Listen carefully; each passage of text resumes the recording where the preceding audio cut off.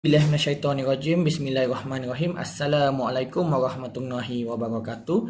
Saya Muhammad Riza Fahmi bin Misrah, Ketua Unit Pembangunan Bakat MRSM Tun Muhammad Fad Stephen akan membentangkan tentang projek e-Kokem 2.0 dokumentasi dan pensinjilan yang telah diamalkan untuk menambah baik sistem pengurusan dan pelaksanaan kurikulum di sekolah. Kenyataan masalah yang membawa kepada idea e-Kokem ini adalah apabila berlakunya isu semasa audit SPMA yang mana terdapatnya fail yang tidak lengkap disebabkan oleh masalah dokumentasi dan juga ke semua fail-fail ini ke bilik mesyuarat untuk tujuan audit. Pelaksanaan dia adalah lebih mudah kerana semasa audit kami hanya boleh menggunakan komputer peribadi atau tablet untuk menunjukkan bahan-bahan bagi tujuan audit.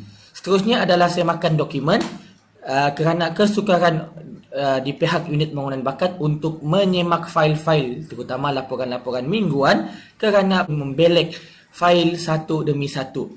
Dan situasi semasa pandemik COVID-19, aktiviti kurikulum dijalankan secara atas talian memerlukan kami mewujudkan satu sistem bagi menggantikan dokumentasi ataupun penghantaran laporan secara fizikal kepada secara atas talian. Seterusnya adalah penyimpanan dokumentasi. Ini kerana bahan-bahan dokumentasi hilang atau tidak mencukupi apabila diperlukan. Perpindahan guru juga menyebabkan modul itu dibawa sama oleh guru-guru kerana mereka menyimpan di dalam komputer peribadi mereka sendiri kerana modul-modul ini tebal dan apabila dimasukkan ke dalam fail akan memakan ruang yang besar.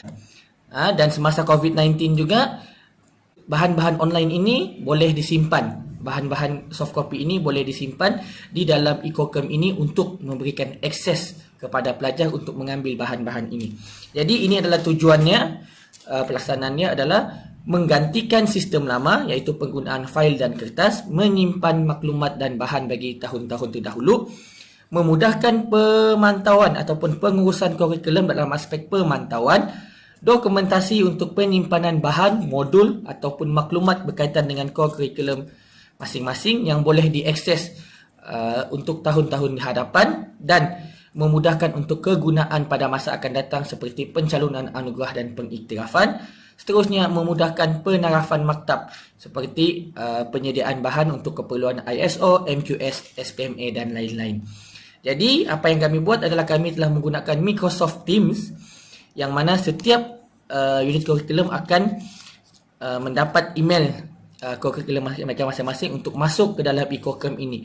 Di dalam Microsoft Teams kami telah mewujudkan Teams yang mana di dalam Teams itu setiap unit kurikulum akan dibekalkan ataupun diberikan kelas notebook yang mana di dalam kelas notebook itu terdapatnya perkara-perkara ataupun isi kandungan di dalam kelas notebook tersebut adalah sama seperti isi kandungan yang terdapat di dalam fail secara fizikal. Jadi mereka perlu memasukkan bahan-bahan ini ke dalam batch bagi setiap kolom yang terdapat di dalam kelas notebook ini. Jadi ini adalah contoh-contoh paparannya. Kalau kita lihat di sini adalah isi kandungan dan sama maklumat yang sama juga berada di bahagian kolom di sini ataupun dia punya pembahagi di sini.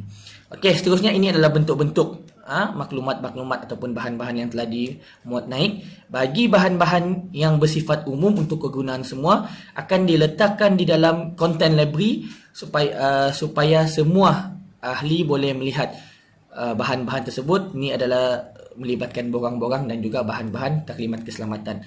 Ini adalah contoh ataupun paparan yang terdapat. Ini sebagai contoh, ini adalah modul yang telah dimuat naik dan pelajar atau guru boleh mengambil modul ini terus di dalam Microsoft Teams ini dengan mereka hanya perlu masuk ke dalam menggunakan email yang diberikan untuk mengambil dokumen-dokumen ini. Ini contoh-contoh paparan yang terdapat di dalam e-Kokem. Ini adalah contoh-contoh laporan. Ini adalah contoh-contoh surat menyurat. Kalau kita lihat di sini, contoh surat menyurat. Contoh kertas kerja, laporan kewangan dan lain-lain lagi. Okey, ini adalah penambahbaikan untuk tahun 2022 apabila kami membuat satu pautan terus tanpa menggunakan email, tetapi mereka guru penasihat dan juga setiausaha atau pelajar boleh masuk terus untuk mendapatkan dokumen-dokumen tersebut. Dan bagi pelaporan pula, mereka hanya perlu mengisi di dalam Google Form ini, dan selepas itu pihak kami akan menjana laporan-laporan tersebut. Selepas itu, laporan-laporan itu akan keluar dalam bentuk ini dan secara tidak langsung memudahkan unit kami untuk melihat manakah persatuan-persatuan yang masih belum menghantar laporan ataupun berapa banyak laporan-laporan yang telah dihantar.